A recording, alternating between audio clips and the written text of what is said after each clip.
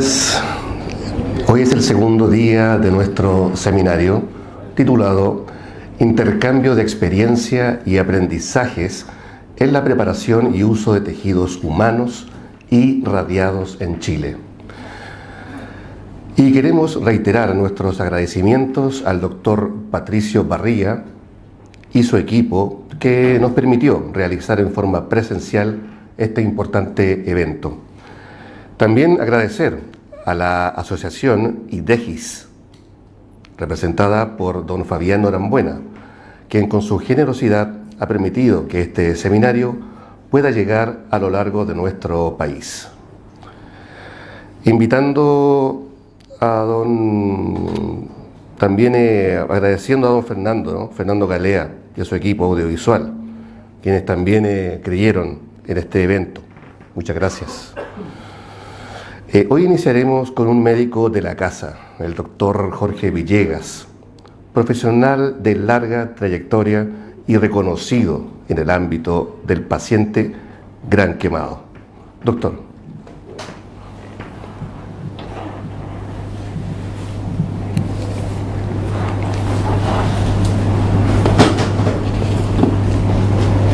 ¿Y le llegó el pasador? No. Espérate.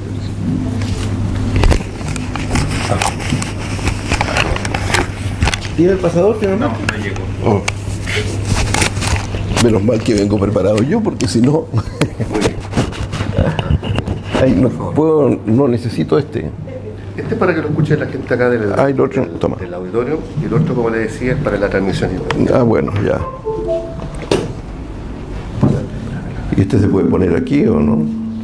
Porque no tengo una mano inmovilizada, porque eso sí que hay.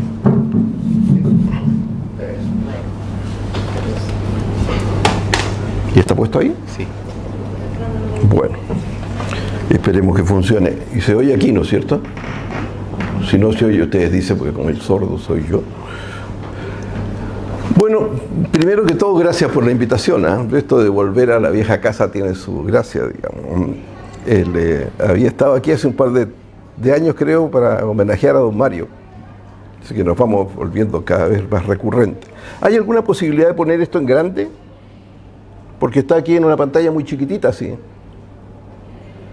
El entendido se desapareció.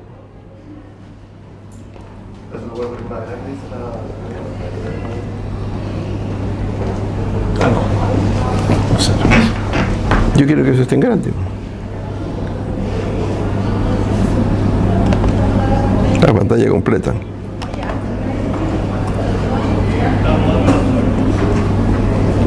Como si fuera una presentación.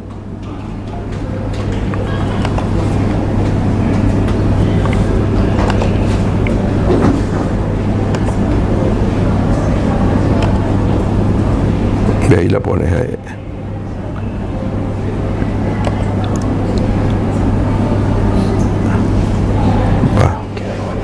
Se queda así nomás. Es muy incómodo para leerla, ¿no? Pero bueno. Chuta, su aparato no es lo mejor. Bien, ustedes disculpan, ¿no? Pero no es como lento, y además no alcanzo a ver lo que quería ver. ¿Me puedo salir de acá entonces? Da lo mismo porque pueda leer allá. Es muy incómodo eso.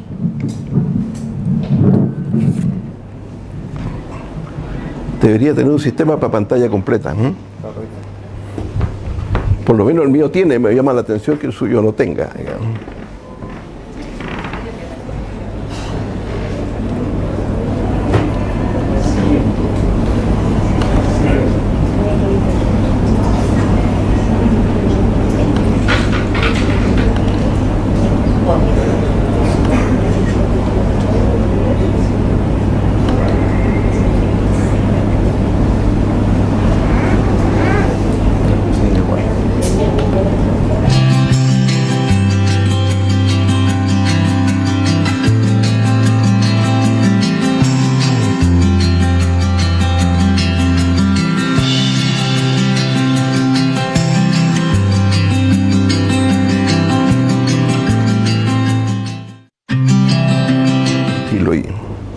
Y este ha sido siempre mi lugar, así que...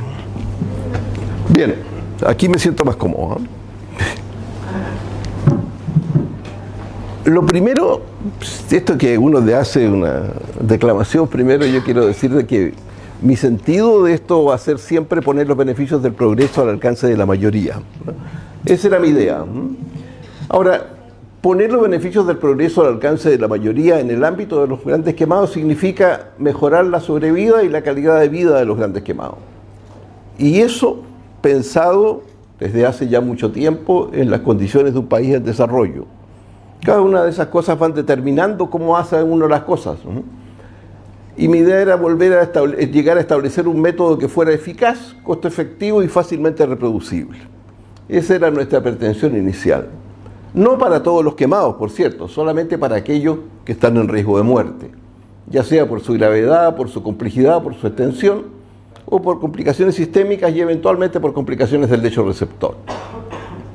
Solo para los iniciados, ¿no es cierto?, es bueno recordar de que esto proviene de un cambio conceptual que se genera en los 70 y en los cuales se establece que para poder rescatar adecuadamente la vida de un paciente quemado grave extenso, tiene que hacerse una escarectomía precoz, pero eso, para que no agregue nuevas complicaciones, implica cobertura inmediata.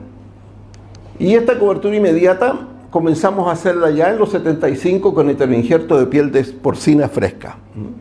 Eso era lo que hacíamos. Esos son mis primeros pacientes en Chile. Ese es Jocelyn Riquelme, el año 79. Y claro, cuando se nos plantea el problema decimos, ¿qué es lo que necesitamos? Necesitamos una cobertura temporal o definitiva que cumpla algunas características. La primera que todo, que estuviera disponible. Este disponible ha sido siempre una complicación. Que tenga buena adherencia, contenga la pérdida de agua y proteínas, proteja contra la infección, contenga la infección, la combata idealmente. Perdón, pero esta es la hora en que todo el mundo llama. No estaba previsto que yo iba a venir aquí, entonces empiezan a trabajar. Y lo otro que yo quería que ocurriera era que fuera costo efectiva. Y eso fue nuestro procedimiento desde entonces de tomar piel de cerdo fresca, que incluso tomábamos en el pabellón del hospital. Ahora, la pregunta, por tanto, era cómo mejorábamos la sobrevida. Y desde el punto de vista de la estrategia general, lo que había que hacer era evitar que se profundizara el intermedio y escarectomizar precozmente el profundo y el parcial profundo, para que fueran, tal como dije antes, eficaz, costo efectiva, simple y fácilmente reproducible. Pero no solo se trataba de declararlo, se trataba de generar evidencia. Y para que uno genere evidencia no basta decir a mí me va bien con, tiene que tener indicadores. Y aquí el indicador es un indicador obvio, la sobrevida. Eso es lo que va a marcar si estamos haciendo bien o mal las cosas. Teniendo en cuenta algunas particularidades, los grandes quemados adultos y niños son similares, pero son diferentes. Lo primero es que desde el punto de vista biológico, los niños se queman con agua caliente mientras los adultos graves se queman con fuego. Eso hace una diferencia. Y la diferencia consiste en que en el caso de los graves adultos, esos graves adultos van a ser distribuidos homogéneamente entre graves críticos de sobrevida excepcional, mientras que en el caso de los niños se acumulan solamente en graves. Son excepcionales los pacientes de sobrevida excepcionales niños. Claro que cuando son muy graves. Ahora, solo para distinguir etapas en esta experiencia, hay una primera etapa, que es la de González Cortés y el trabajador, en mi caso, y que está ilustrada allí, pero la diremos con más detalle después, y en la que lo que usamos fue el injerto fresco y un injerto de donante solidario. Hay una segunda etapa, la del calmo y la del inicio del WAP, en la que lo que utilizamos es el injerto fresco, también después del injerto criopreservado y radiado, y un injerto criopreservado y radiado. Y finalmente hay una otra etapa, que es la etapa de litiza, donde no tenemos banco, y por lo tanto solo hay un uso esporádico de un injerto, o incluso del injerto de piel total criopreservado. Vamos a ver después cómo fue eso impactando. Paralelamente, ¿no es cierto?, se nos planteó la pregunta de, bueno, y cuando lleguemos a tener rescatados pacientes mayores del 65%. Y lo que parecía entonces, aparecía en el mercado, eran estos llamados sustitutos de piel artificiales, que a nosotros nos parecían lentos, que no iban a resistir la infección, tenían un muy alto costo. Lo mismo ocurría con el cultivo de queratinocitos, que si bien era eficaz, el paciente queda después condenado a un largo tiempo en el cual no puede rehabilitarse. Su sistema no está todo bueno, que es lo que parece.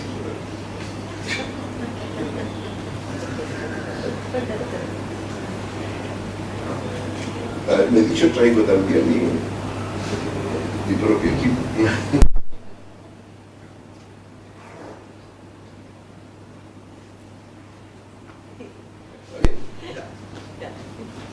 Ahora digo, cuando uno usa cultivo de queratinocitos, lo que le resulta es una piel monocapa que condena al paciente que tenga muchas erosiones, roces y demás.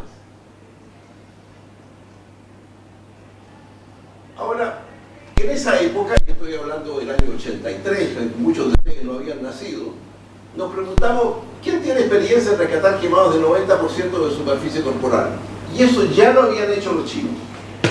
Tenían ahí en ese tiempo 6 pacientes quemados graves del 90%, así que invitamos a CICIAN a Buenos Aires y con diapositivas muy simples, como lo que ustedes ven.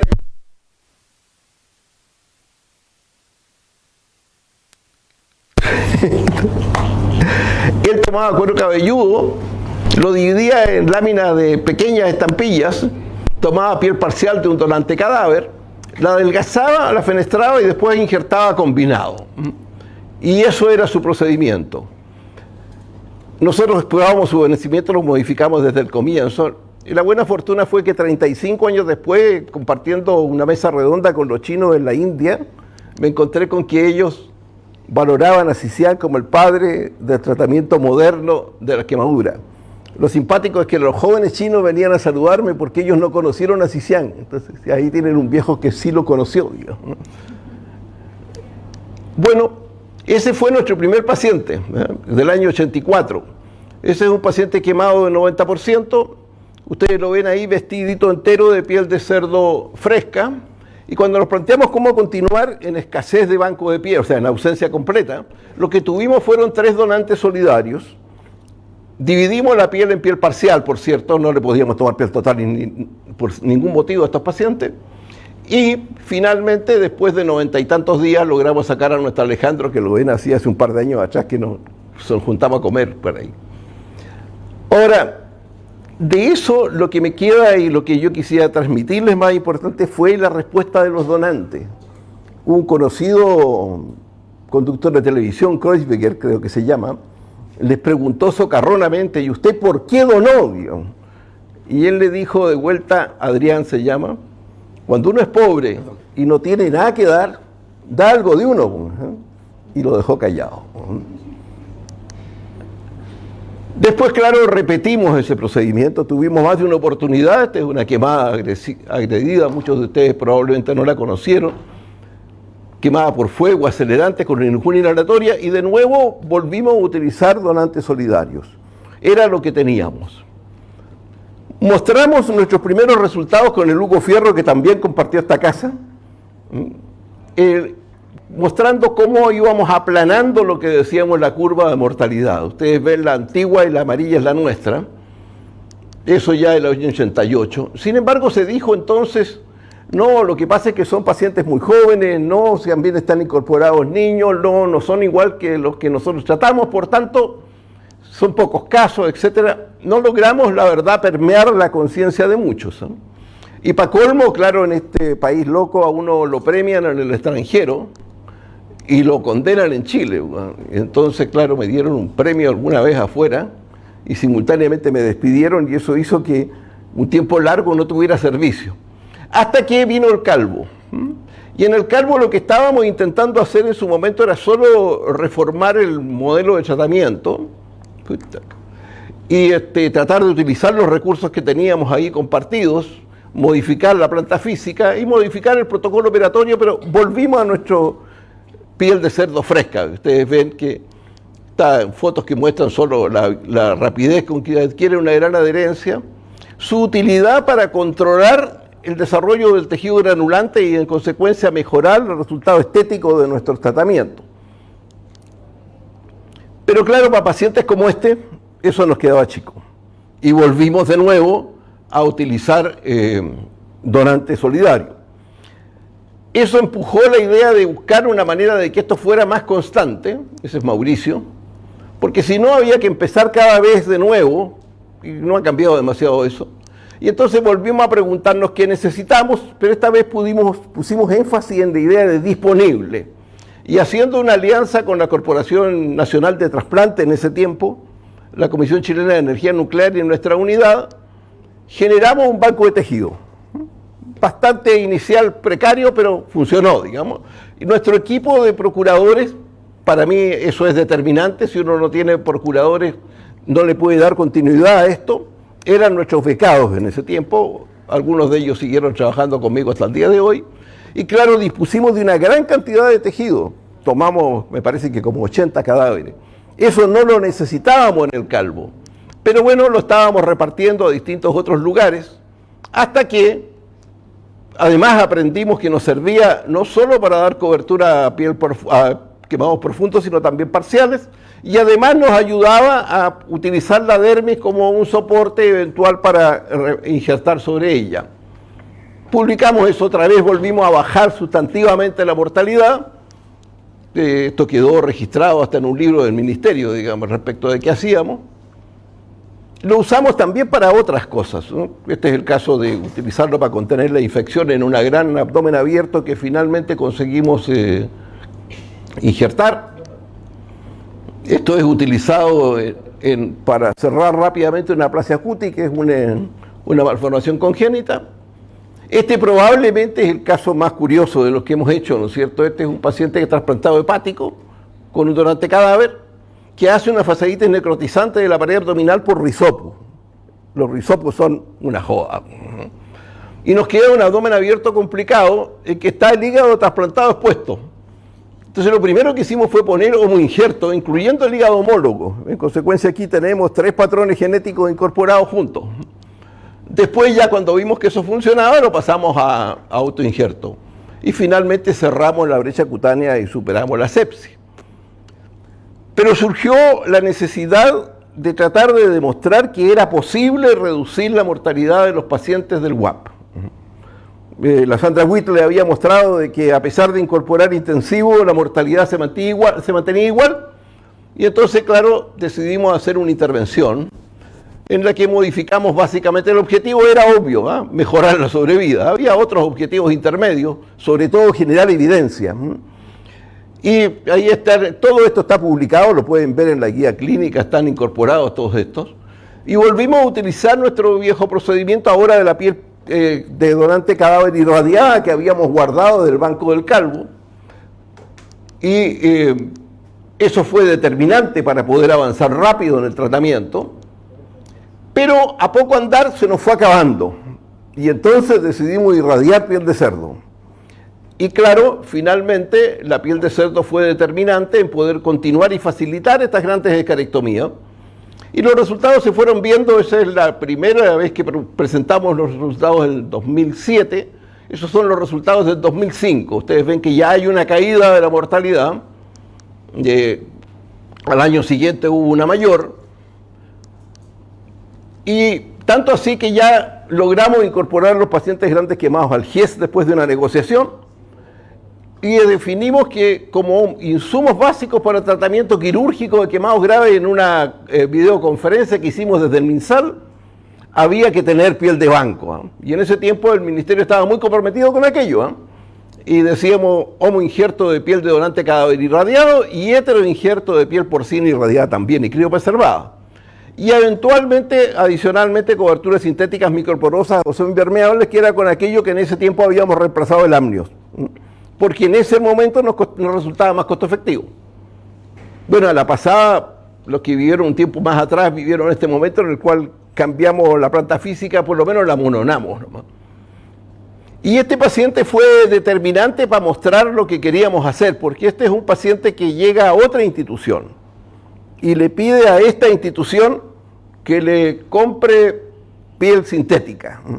Y estaba muy lejos de nuestro presupuesto, por cierto, así que no pudimos hacer aquello. Nos trajimos al paciente de vuelta para acá, le pusimos heteroinjerto y el día que inauguramos la unidad lo dimos de alta, además, para que se notara, digamos. Hay ese viejo dicho que dice que la gallina Si no cacarea no se sabe que pone huevos, así que nosotros hacíamos aquello. Esto era más costo efectivo, por cierto, que cualquier otra piel sintética. Pero este es parte de un trabajo que presentamos en Quebec y que nos hizo ver de repente que habíamos aumentado sustantivamente el uso de teleinjerto. Y en consecuencia, porque además se nos había acabado el lomo. Y esos son nuestros resultados, los resultados del WAP. Esas son cómo fue cayendo la mortalidad en cada uno de los grupos de gravedad. Y eso ya es muy conocido, muy antiguo. Este es el último paciente que yo traté el WAP, el 2014. Volvíamos a tener un paciente igual que Roa desde el 84. O sea, 30 años después teníamos un paciente quemado 90% Chávez. Esta vez nosotros no teníamos donantes,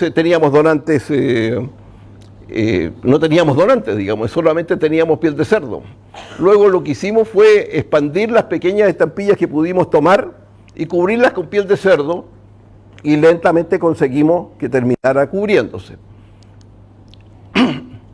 Buscando ampliar la red de atención, yo ya había jubilado en ese momento, había pensado que ya no iba para jubilar, inauguramos una unidad chiquitita en Indisa, tratando de replicar lo que hacíamos acá, tratando de superar, además, esto es otra parte de otro tipo de conferencia, nosotros el obstáculo de la inversión inicial y de la carencia de profesionales, porque no había ninguna de esas cosas, pero nos sirvió para mostrar otras alternativas. Aquí utilizamos un heteroinjerto industrializado que venía de Suecia y que finalmente no nos terminó de convencer, pero nos quedamos igual sin banco.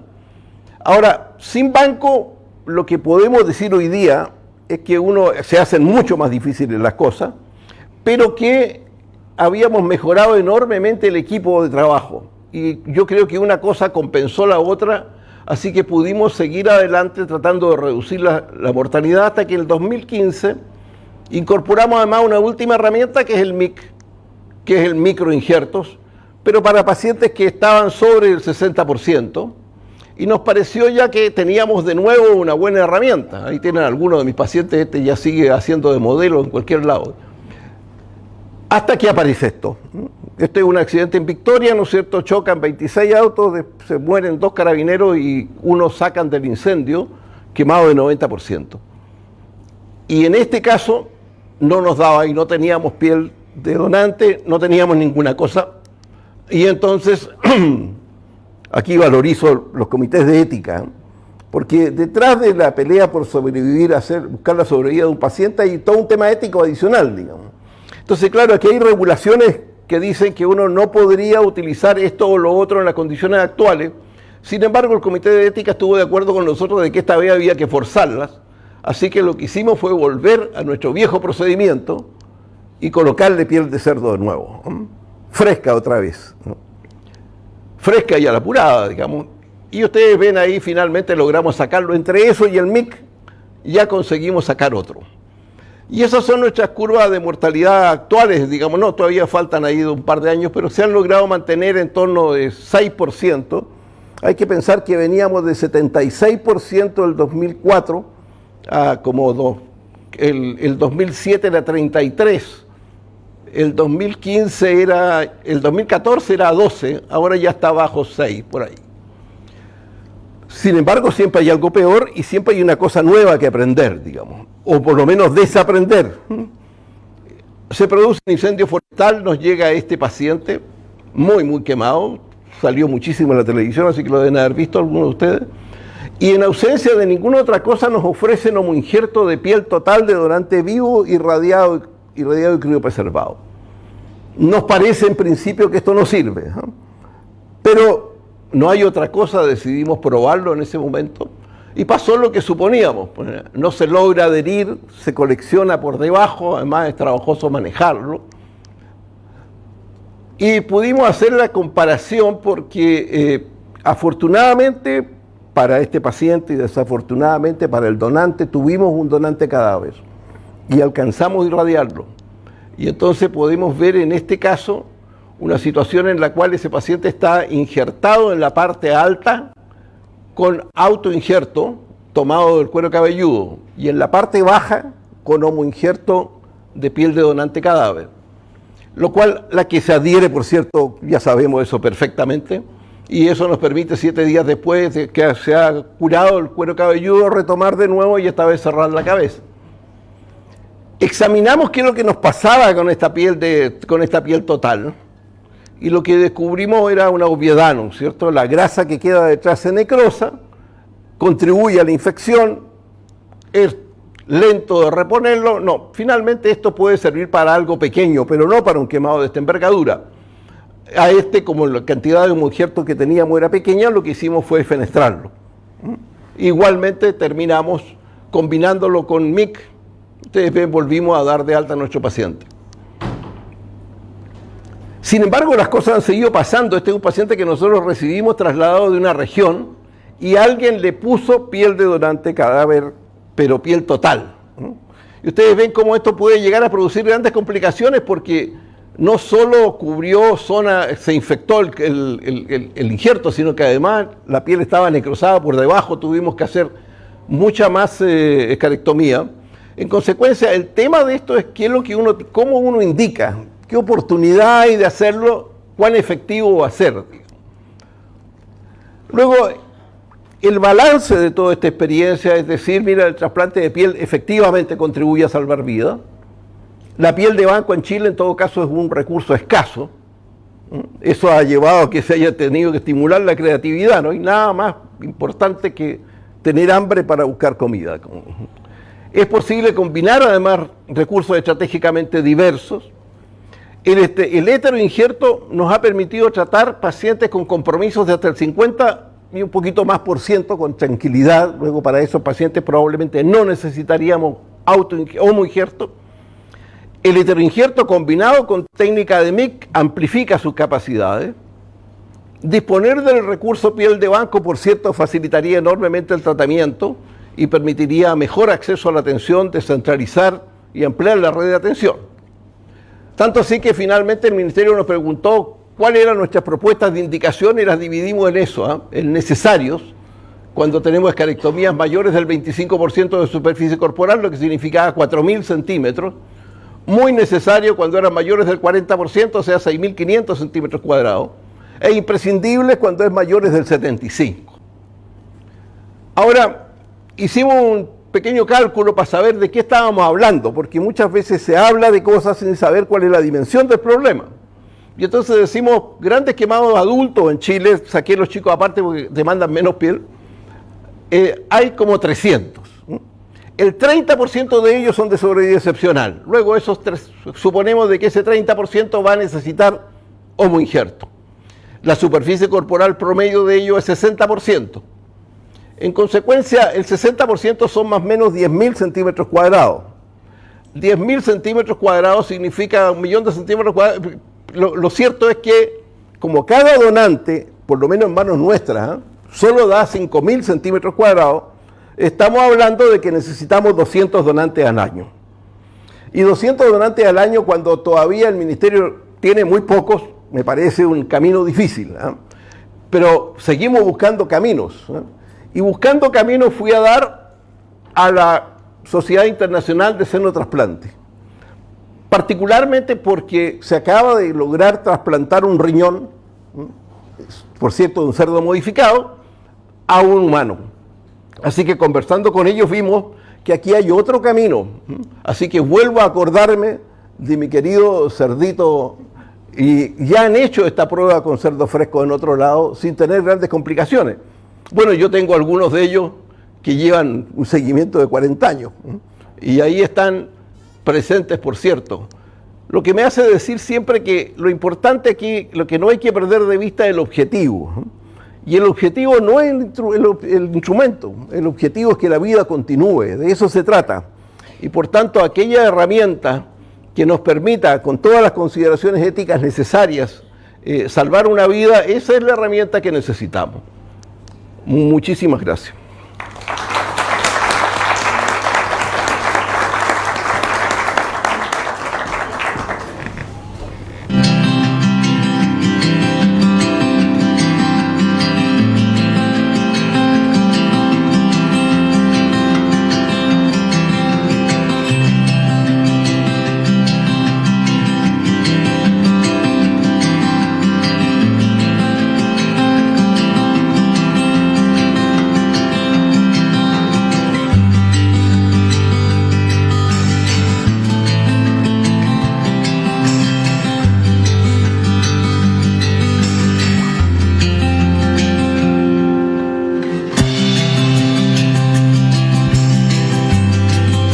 bien. Estamos súper agradecidos de la visita. Lamentablemente por las condiciones de los días, el resto del equipo está en trabajo o está fuera de servicio, así que queríamos agradecerle, así que eso es lo que hay. Si quiere después dar una vuelta por el servicio para saludar a la gente, pero me imagino que está ocupado, pero de todas maneras... No, pero alcanzo, de todas maneras.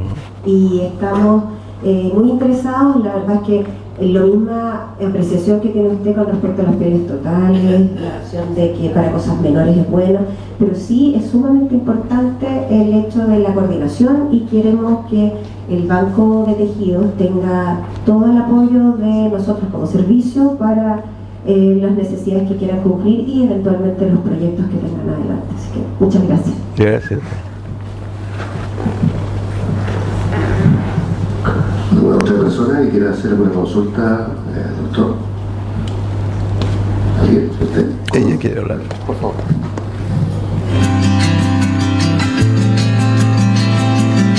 Creo que inspira bastante, ¿no? Acá al público local. Una consulta con respecto a su opinión, ¿no? O sea, creo que usted ha mostrado muy bien la potencialidad de al tener donantes cadavéricos de piel, ¿no? Lo que noto en este momento es como que eso todavía no está totalmente en la dinámica, ¿no? de Chile. El poder pensar tener más donantes cadavéricos de piel y de tejido, y de otro tipo de tejidos también, ¿no? O sea, córneas sí se hacen, pero lo que es piel, huesos todavía no. Pero en el caso de piel, ¿usted cómo lo ve? ¿Cómo o qué, en su opinión, podría llegar a ser pensado para impulsar un poco más? Porque, bueno, no sé si usted lo tiene en su práctica, pero... Sí. Lo que Mira, a ver, lo que habitualmente nos pasa es que nuestros donantes son donantes multiorgánicos. Quisiéramos tomar pacientes también a corazón parado, pero la cantidad de regulaciones que de pronto hay gente que burocráticamente coloca termina deteniendo esa parte, o desalentándola al menos, o al menos no haciendo nada. Yo tengo una siguiente posición, yo creo que nunca una actitud de uno es neutra. Si uno hace algo en favor es un incentivo, pero si no hace nada no es neutro, eso es un desincentivo. Ahora, en el periodo en el cual nosotros nos ocupamos de armar nuestro banco, digamos, del calvo, fue determinante dos cosas. Una, que yo tenía más tiempo, y tenía un grupo pero eso puedo seguirlo teniendo, de becados, pero al tomar en multiorgánico, en la práctica, uno inmoviliza un cirujano por 12 horas, porque entre que parte la cosa y que termina, y después tiene que seguir trabajando. En consecuencia, si uno quiere tener donantes, ese tipo de donantes, yo creo que la única solución que he encontrado siempre es que debiera haber un equipo centralizado de procuradores. Bastaría con que hubiera una regulación por turno, digamos, y se estableciera que el banco tuviera un par de reguladores, de procuradores. Creo que eso sería suficiente. Sin embargo, la burocracia es la burocracia, digamos, y la lentitud del cerebro también, digamos. Luego esas cosas pasan. La otra opción es, como la he visto yo en otro mundo, estuve invitado por ustedes de conocer a la gente de LifeNet en Norfolk. Ellos controlan todas las donaciones de todo el país, digamos, en Estados Unidos, y toman aún en funerarias, digamos, ¿no? Si total finalmente van a procurar y después van a esterilizar esa piel, no tiene sentido ponernos tantas dificultades al comienzo. Así que ese es otro tema a revisar, porque si uno tomara a corazón parado sería mucho más sencillo, digamos, y mucho más simple. Y lo otro es que a falta de donantes, yo creo que sin duda el heteroinjerto de piel de cerdo irradiado resuelve al menos el 60% de los casos de necesidad. Y luego hay que combinar ambos recursos. Y cuando nosotros usamos piel de cerdo, no estábamos usando MIC. El MIC nos abrió una puerta mucho más, potenció muchísimo más el uso de la piel de cerdo. Eso.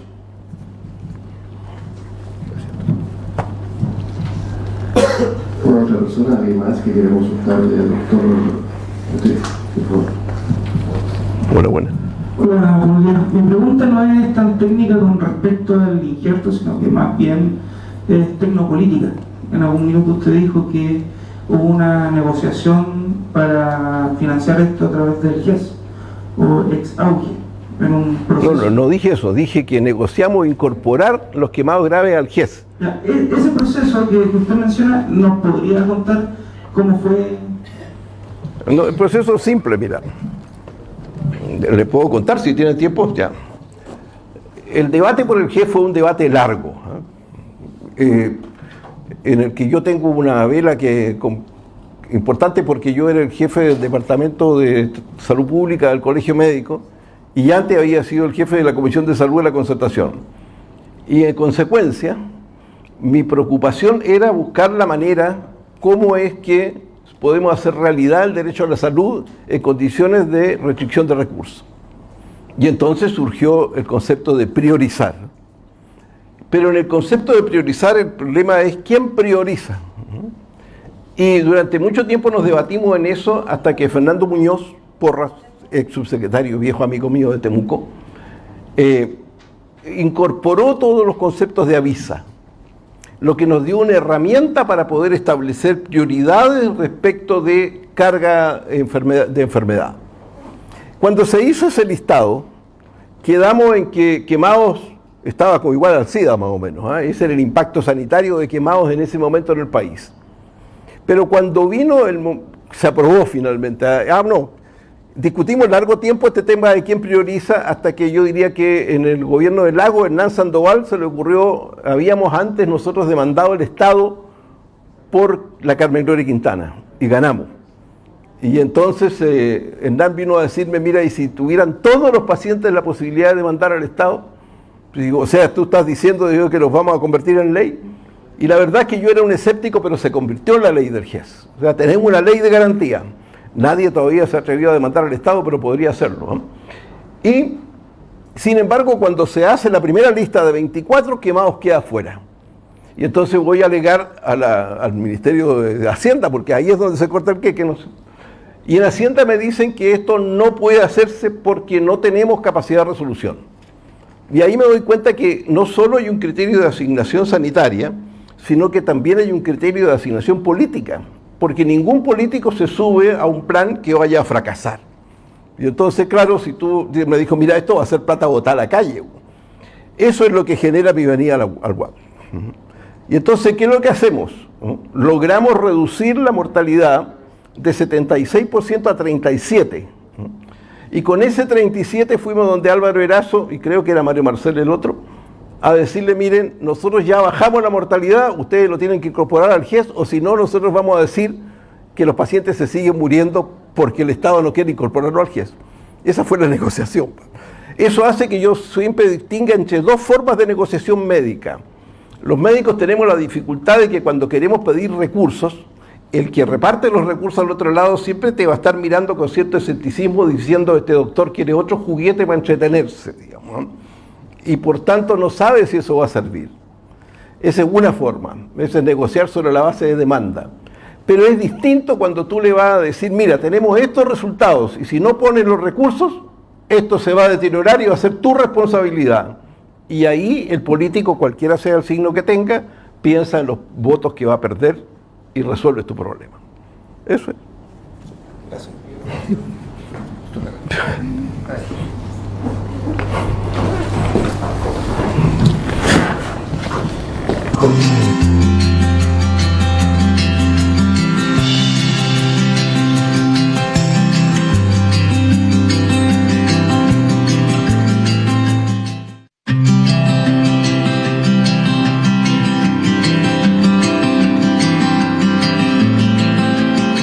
Nuestra visión en el intermedio de este proceso donde está el procuramiento y está el trasplante. Mejorar la capacidad de los bancos y específicamente el banco que hoy día está operativo en Santiago es una parte de esto que estamos pensando nosotros. Pero indudablemente tú marcaste bonito en decir de cómo podemos lograr y cómo podemos incentivar el procuramiento y diste alguna alternativa. Pero para este espacio que estamos construyendo hoy día aquí, es tu visión, cuáles serían las etapas que deberíamos cumplir. Vas a tener una visita ahí con tus pares, que yo creo que también hay una inquietud de cómo seguimos en la tarea de poder aumentar el número de donantes y por lo tanto disponer de mejor en la oportunidad a la demanda que tenemos como país de los grandes quemados y sobre todo en el área que necesitamos cubrir en este momento, porque no solo los grandes quemados, sino que hay quemados intermedios que también tenemos un tejido que es muy útil y tú lo mencionaste. En ese sentido, un poco aprovechándote que estás con poco tiempo. Mira, yo creo que hay... Primero, no hay, que siempre dice uno, no hay respuestas sencillas para problemas complejos, ¿no es cierto? Y aquí hay más de alguien involucrado. Entonces yo creo que una parte es sensibilizar el nivel político, en el sentido de que cualquiera sea el signo hay que tratar de escapar de esto de que lo coloquen en alguna casilla a uno, sí. Pero cualquiera sea el signo se entienda de que si esto no se hace, esto no va a ser bueno para la comunidad, digamos. Eso es una primera cosa. Y la segunda, mostrarle alternativas posibles.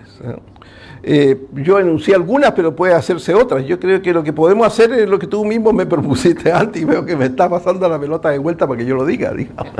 Yo creo que podemos hacer un papelito diciendo, mira, este es el escenario, estos son los actores, estos son los intereses, bueno, estas son las posibilidades. Y después socializarlo, como dicen. Y esa socialización tiene que exceder el espacio del simple interlocutor. Viene el cuento de que la gallina cacarea, digamos. Y eso va a haber que hacer. Lo hemos hecho antes, lo podemos hacer de nuevo, digamos. No es problema. Eso, puedes contar con ello. Muchas gracias.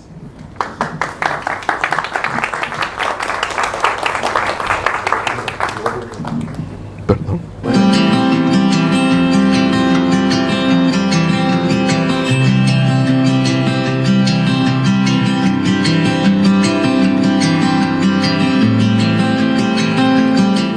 Mire, ahí nos van a sacar una foto. Ah, eso, Rebeca quiere una foto. Toma. Rebeca es mi señora. Ahí le entrego yo el Espérate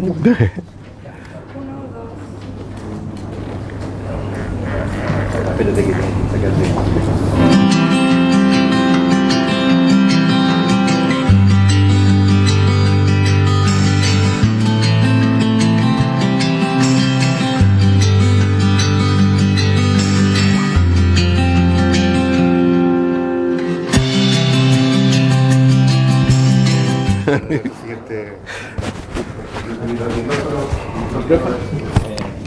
Tengo como 3 micrófonos. Este es todo micrófono.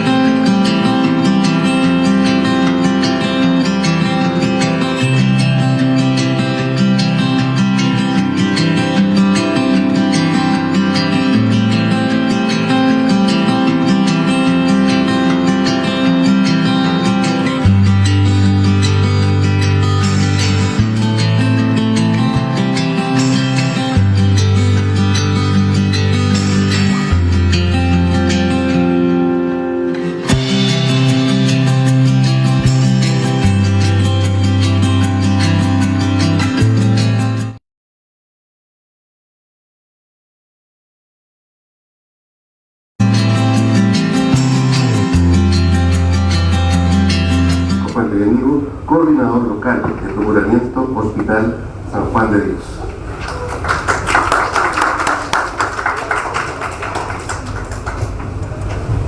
Hola, buenos días. Bueno, soy Francisco, soy enfermero, no soy médico. Estoy a cargo del programa de procuramiento de la Red Metropolitana Occidente. Y bueno, me invitaron a hablar un poco de la experiencia con respecto al trabajo que hemos hecho con la membrana amniótica.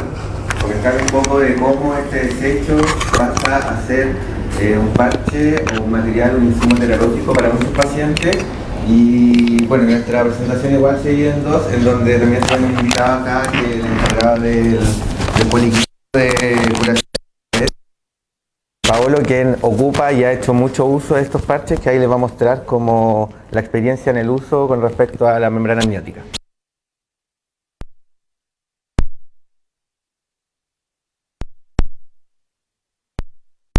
funciona nuestra red.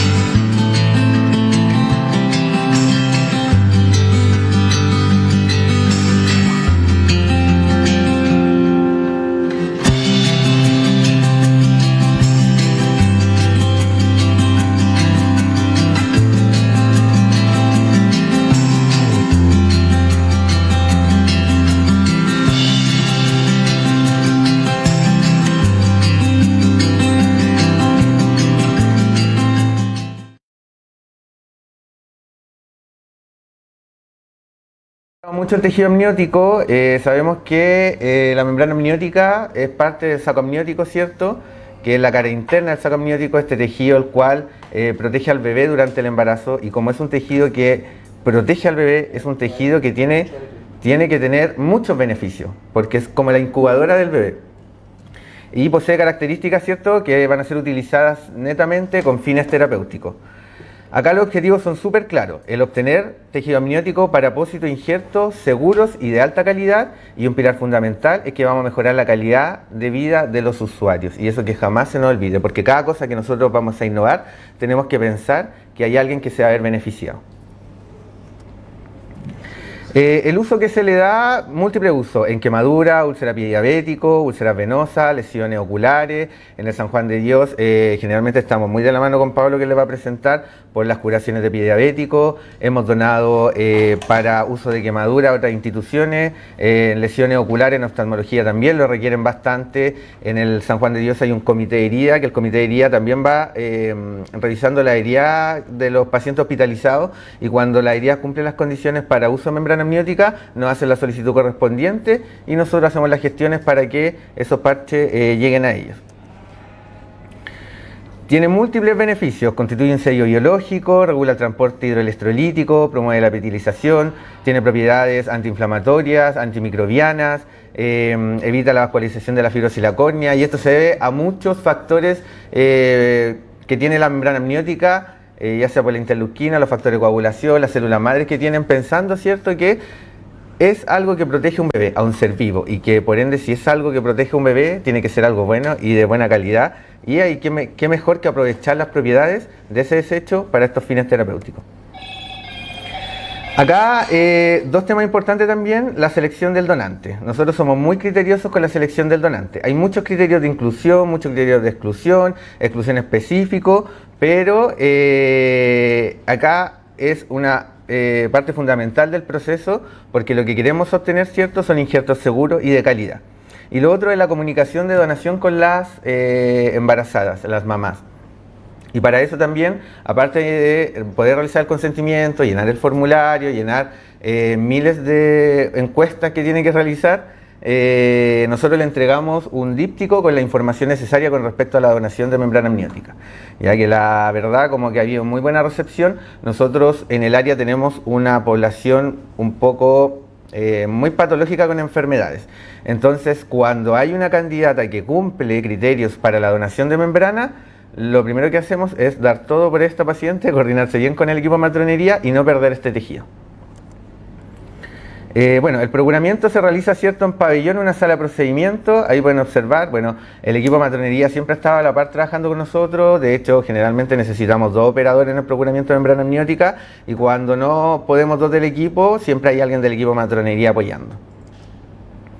Ahí en la imagen número 1, ¿cierto?, se está separando el amnio del corion. En la imagen número 2 ya se encuentra el amnio, y ese amnio hay que limpiarlo, lavarlo, y ahí ya se hace el lavado de forma artesanal, en una bandeja, en un riñón, en algo estéril, con suero fisiológico las veces que sea necesario, hasta llegar al punto 4, donde tenemos, ¿cierto?, la membrana del tejido limpio.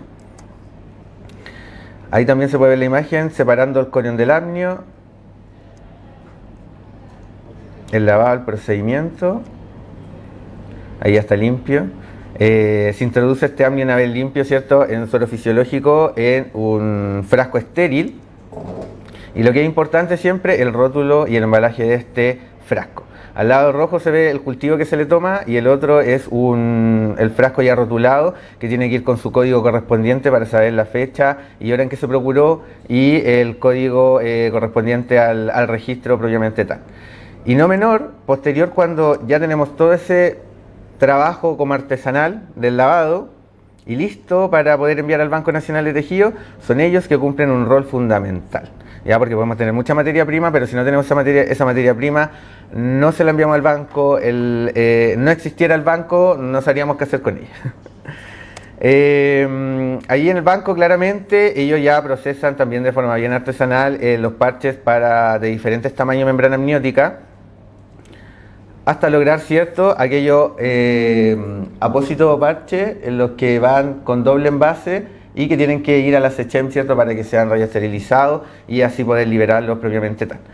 Una vez que se procura el amnio, en el San Juan de Dios se hace el lavado, se envía al banco, el banco embala los parches de membrana amniótica, nosotros tenemos toda la serología, los exámenes, está todo ok con respecto a la donante, ellos nos pueden liberar los parches para que sean devueltos a nuestro centro.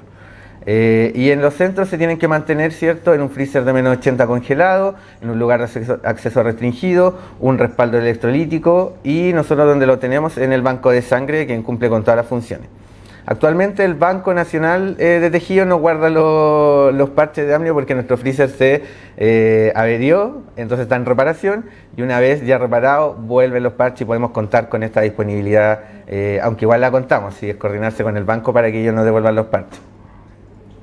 Y algo no menor es la trazabilidad. La trazabilidad se mantiene por 15 años, y acá ustedes pueden ver que nosotros tenemos carpeta para todo. Y en la carpeta tenemos la ficha de la donante membrana y la trazabilidad de cada parche de membrana amniótica. Y ahí están en orden del 2018 hasta el 2024 en la actualidad. Lo otro es que nosotros también, al finalizar el proceso, al otro día, porque la cesárea, la mamá se van como a 2 días y de alta, Al día siguiente nosotros vamos donde la mamá, le mostramos la membrana amniótica porque muchas quedan así como ya, ¿qué es esto? ¿Qué es lo que es? ¿Me la pueden mostrar? Y nosotros le entregamos un carnet que hicimos que dice yo doné mi membrana amniótica para que ellos también sepan qué es lo que donaron, y de hecho para la ceremonia del Día del Donante también se contacta a la familia de donante de membrana amniótica para que puedan asistir. En total hemos tenido 56 donantes de membrana amniótica y se han generado más de 1020 parches. Tenemos bastante stock, la verdad. Eso nos ha permitido ayudar a 75 pacientes del Hospital San Juan de Dios. Son propios del hospital. Y la verdad, no podría darle como un número, que todavía no hemos sacado la cuenta, de cuál es el total de parches donados que hemos donado a otros centros para el uso de algunas urgencias que han requerido. Ya, pero de que han sido varios lotes completos, pero aún así seguimos teniendo stock porque aprovechamos al máximo la materia prima que tenemos. Dos temas importantes también que nos detuvieron, ¿cierto? Durante un año ahí fue el Banco Nacional de Tejido y la pandemia, que ahí como que tuvimos que poner en stand-by un poco el programa, pero es la verdad con el stock que teníamos de muchas membranas, igual nos ayudó a suplir varios requerimientos que necesitaban. Y además, como ya ha habido experiencia en temas del procuramiento del programa, han venido muchos coordinadores de otros centros a capacitarse porque quieren abrir estos programas dentro de su centro, han aprovechado de que está la disponibilidad de poder activar este programa. Ya llevamos 16 coordinadores capacitados, 5 pendientes que hay que coordinar ahí, y hay algunas fotitos de algunas personas que han estado procurando membrana amniótica y ha hecho la práctica propiamente tal. Ya, y ahí, claro, yo el 2017 me fui a capacitar a Coquimbo, ahí hasta la Lía, quien fue mi entrenadora, y claro, y ahora replicando todo aquí en la región metropolitana y también poder apoyar siempre a todas las coordinaciones que quieran abrir los programas quien sea. La idea es motivarse, tener la energía, tener la decisión y poder convencer a los directivos de los hospitales, a los directivos de los servicios de salud, que hay que aprovechar esto, porque al fin y al cabo es un beneficio para todos los pacientes y para toda la comunidad que puede tener acceso a esto. Y así es como desde el 2018 ya llevamos procurando tejido amniótico, con enfoques a abrir nuevos programas, a seguir procurando más y a darle el énfasis que realmente requieren los programas de tejido, porque es un tema importante y algo que de verdad debemos trabajar todos. Así que los invito a que se motiven y que puedan aplicar todos los programas en sus hospitales, y acá el San Juan de Dios y la Coordinación del Servicio de Salud Occidente está disponible para lo que ustedes necesiten. Y más donante, más trasplante, ese es nuestro eslogan, todos somos parte de este proceso. Eso.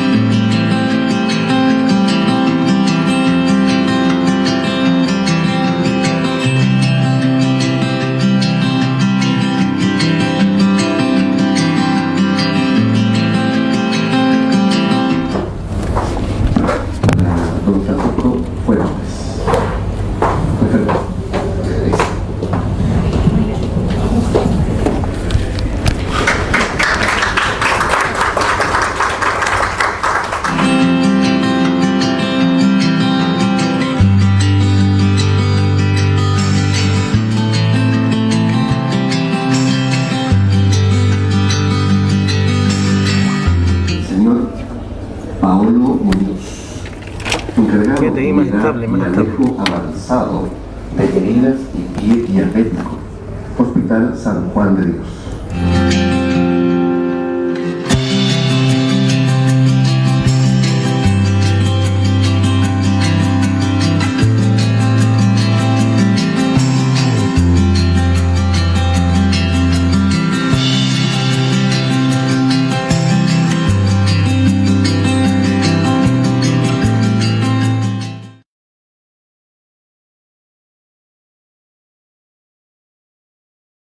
Al Banco Nacional de Tejidos, creo que ha sido una bonita experiencia durante este tiempo en que nosotros hemos implementado dentro de la unidad de curación de pie diabético el uso de la curación avanzada con amnios, y la experiencia que hemos logrado a través de estos años creo que ha servido para otros colegas que se han motivado en otras regiones y que también hemos servido como referencia. Entonces yo, primero presentarme, soy Pablo Muñoz, enfermero encargado de la unidad de curación avanzada en el Hospital San Juan de Dios.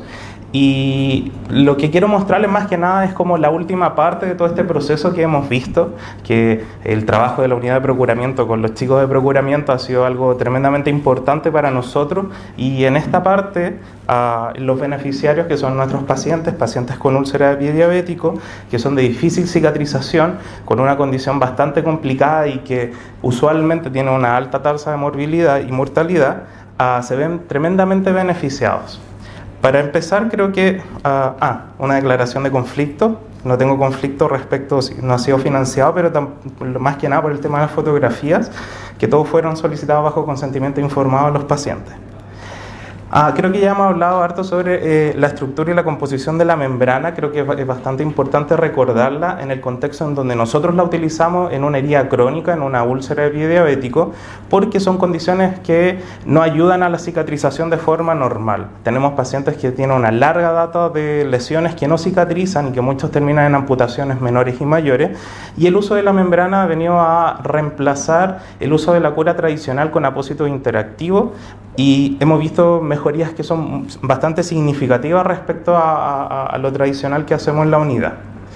Como bien Francisco había comentado, las propiedades de la membrana amniótica en curación avanzada tiene un rol significativo en la primera parte, donde dice constituye un sello biológico. Para nosotros en enfermería, la curación avanzada, el enfermero de curación avanzada, una de las primeras cosas que tenemos que procurar es realizar un sello biológico de la lesión, un sello, y mantener un estadio fisiológico de la herida que permita la cicatrización.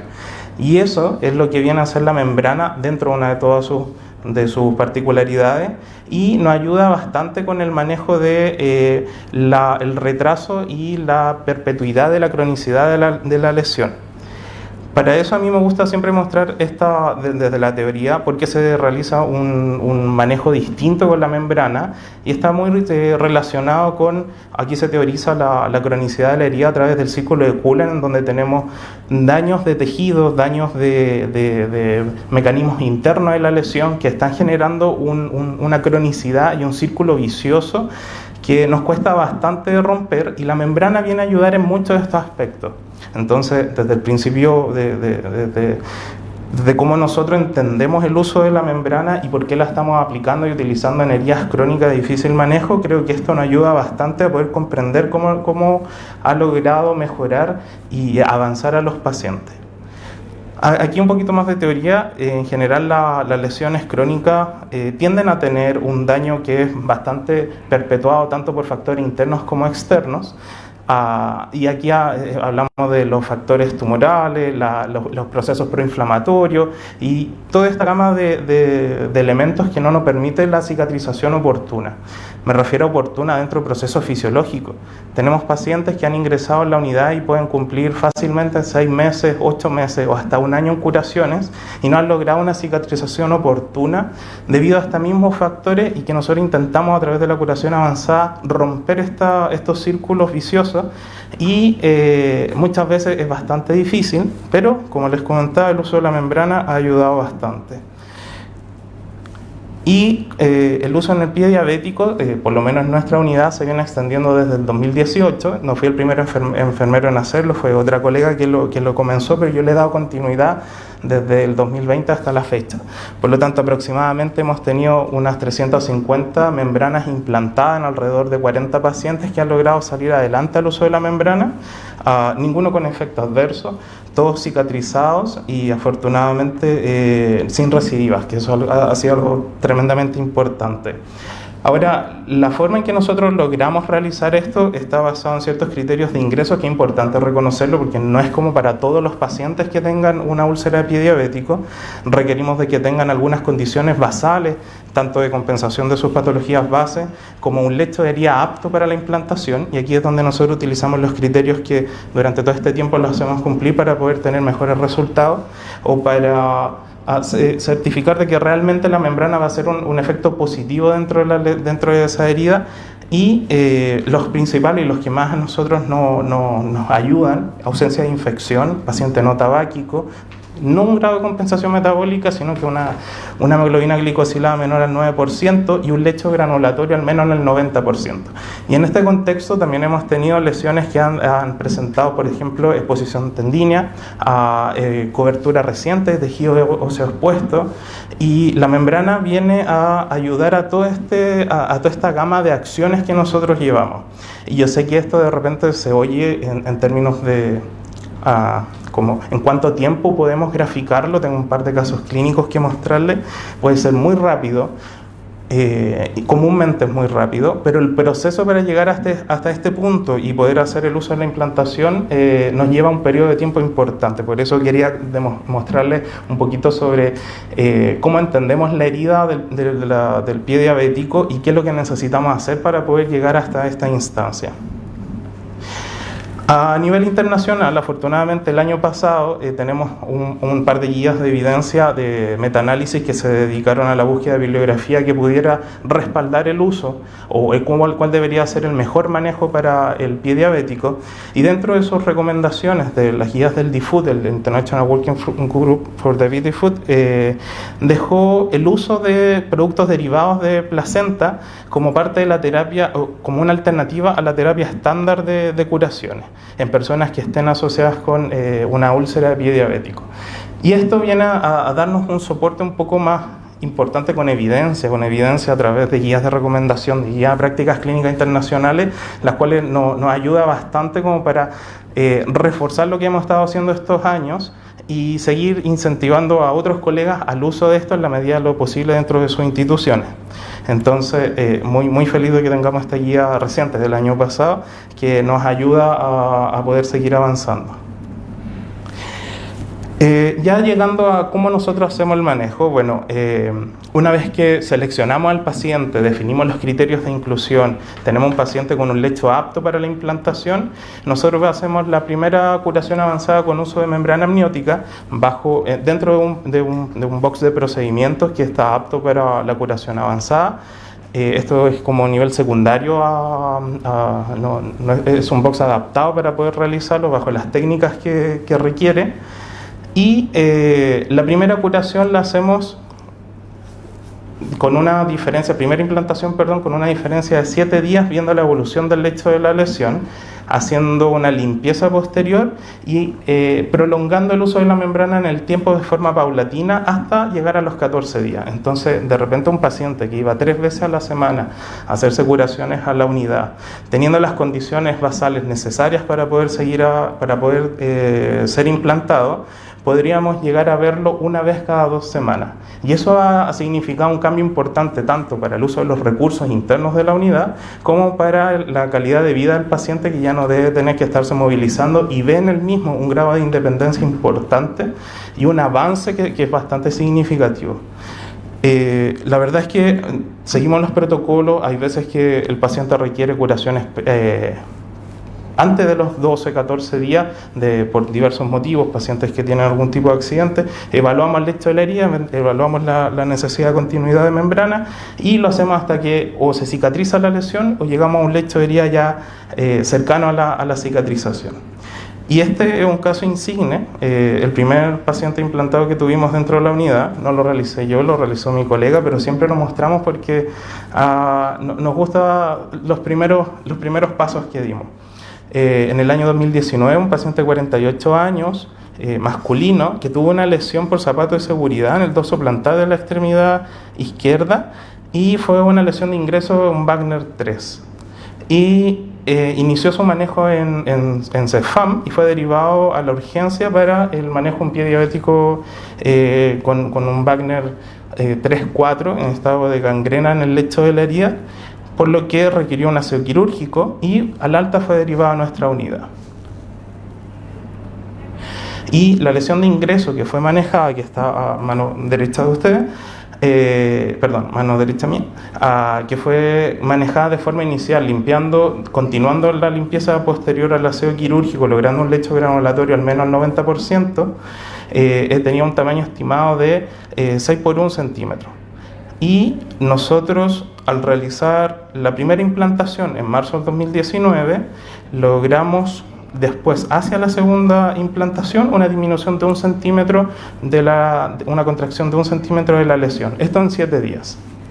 Y posterior a eso, en la segunda implantación, ya la revisión de esta, logramos el cierre completo parcial de la lesión llegando a 1,5 por 0,5 centímetros. O sea, en 14 días logramos una contracción importante del tamaño de la lesión, a las dimensiones, el área que estaba en estadio inicial y post implantación desde 2 membranas amnióticas, logró un cierre casi cercano a 3/4 partes de la lesión, y ya hacia la quincena de abril del 2019, o sea, tan solo un mes de diferencia, habíamos logrado la cicatrización de la herida.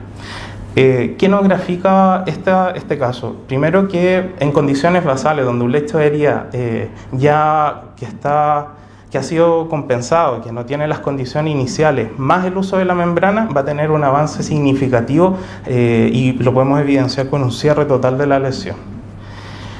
Y el segundo caso es para presentarle algo que no funciona bien. ¿Qué pasa cuando las cosas de forma inicial no tienen una buena resolución, se complican? Y este es un caso reciente del año pasado, o sea, con resolución del año pasado, y es un adulto mayor de 77 años, tabáquico, ingresó la fecha de ingreso fue aproximadamente el 23 de octubre del año 2022, y desde esa fecha se mantuvo con nosotros hasta octubre del año pasado, o sea, 1 año y 4 meses aproximadamente, debido a que no fue fácil su manejo inicial. Se requirió de trabajo de equipos multidisciplinarios, manejo intrahospitalario, manejo por cirugía vascular, y después de solucionar todos estos aspectos logramos un avance significativo y obviamente un final bastante feliz para el paciente. Como antecedentes mórbidos, diabético insulino requiriente, hipertenso, y el tabaquismo, que había sido un gran fumador con un IPA de 40 que calculamos, y básicamente esto nos complicó porque era un pie diabético isquémico sin condiciones de poder hacer un proceso de cicatrización oportuna, adecuada. Por lo tanto, cuando fue derivado hacia nosotros, llevaba más de un mes de evolución en APS, y nosotros, al hacer la evaluación inicial, encontramos que estaba en una isquemia. Por lo tanto, lo derivamos al servicio de urgencia para que fuera evaluada por cirugía vascular. Le tomamos un ITB y tenía un ITB 0,48 con signos clínicos de isquemia. En la resolución, el paciente transitó durante un par de meses egresando y reingresando, debido a que la isquemia no logró ser resuelta de forma local. El cirujano vascular se hizo cargo de la lesión, la reperfusión, y una vez lograda la reperfusión del miembro, igual hubieron necrosis de ortejos que requirió una amputación transmetatarsiana. Pero a pesar de eso, el lecho de herida que quedó tampoco pudo ser solucionado, tampoco logró una reperfusión oportuna, adecuada, y se siguió necrosando los bordes epiteliales que había dejado el afrontamiento cutáneo que dejó el cirujano, y nosotros tuvimos que, en curación avanzada, abrir la lesión, limpiarla, dejarla descubierta, hasta lograr dejar. En la última imagen se ve un poco de tejido granulatorio asociado a tejido subcutáneo graso y un poco de esfacelo, pero logrando retirar todo el esfacelo que habíamos descubierto. Exposición tendínea, exposición de tejido óseo, una lesión que para nosotros es un poco más complicada que el tradicional. Pero una vez que logramos ya encontrar tejido granulatorio y entender que el paciente hasta ese punto no tenía, o sea, ya tenía una reperfusión adecuada, empezamos a pensar en el uso de la membrana. ¿Cómo podíamos cerrar prontamente a este paciente? Bueno, con el uso de la membrana. Y así fue como el 14 de junio, después de, recuerden que les dije en octubre del 2022, en junio del 2023 logramos que el paciente pudiese tener su primera implantación, con un lecho granulatorio alrededor del 90%, un poquito menos, con exposición tendínea también, una cavitación, y aquí yo sé que quizás no se logra graficar, pero la geografía o la morfología de la lesión, de la herida en sí, no suele ser fácil para implantar membranas. Tienden a ser lechos sinuosos, que tienen bastante superficie. El cálculo del área total de lo que nosotros solicitamos tiene que considerar que la membrana tiene que ser cavitada hacia las profundidades de la herida, que no queden espacios donde pueda hacer colecciones.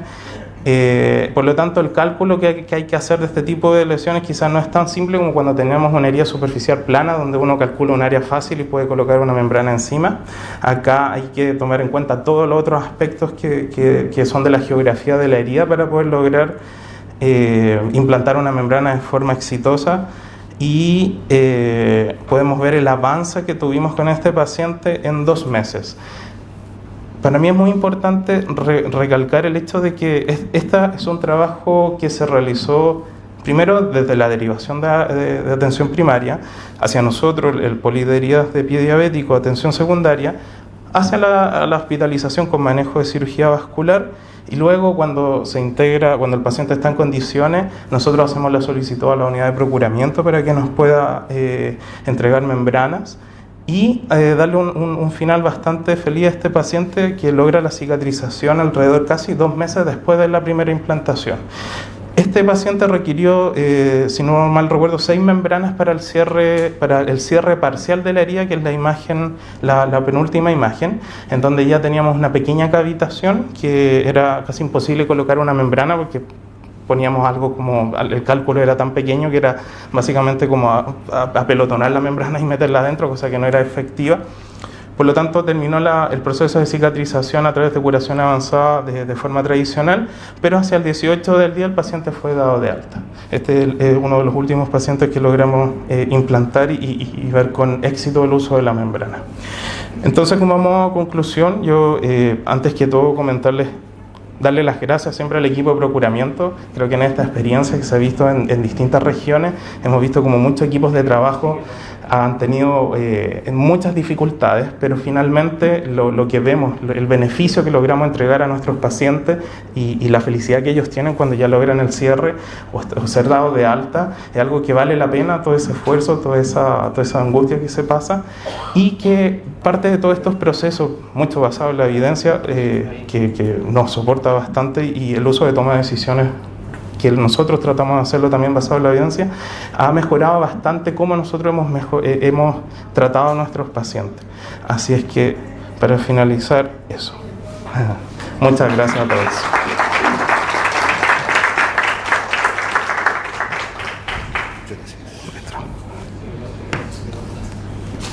Que no se vaya. Sí. Por favor, invitamos a la señora Carla Vázquez. Jefe Unidad Apoyo Transversal, Servicio Salud Metropolitano Central, a la entrega de este diploma de participación al señor Pablo. Muchas gracias. Muchas gracias.